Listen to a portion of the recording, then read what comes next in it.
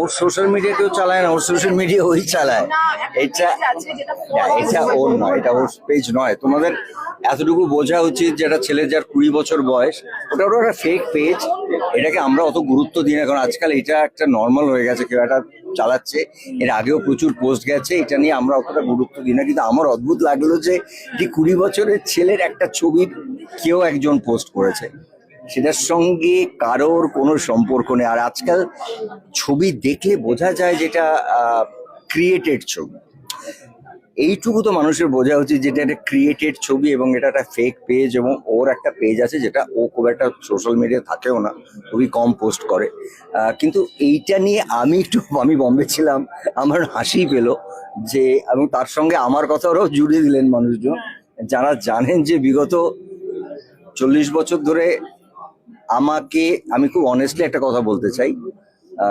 আমাকে প্রত্যেকটা যারা আমাদের দল আছে, পার্টি আছেন, তারা সত্যি করে আমাকে আর পলিটিক্যাল কোনো কথা বলেন না।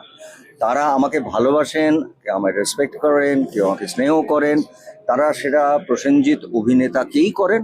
এবং আমি বারবার একটা কথা বলে এসেছি, আমার জীবনের শেষ দিন অবধি শুধুমাত্র অভিনয় বলি, সিনেমা বলি, এইটুকুই যদি আমি করে যেতে পারি, এটাই আমার কাছে বড় পাওয়া। এইটা নিয়ে যখন কথা ওঠে না, আমার সত্যি ভেতরে ভেতরে আমার তোমাদের প্রতিও একটু রাগ হয়, কারণ তোমরা তো আমাকে প্রসেনজিৎ হিসেবে চেনো না, বুম্বা দা হিসেবে চেনো।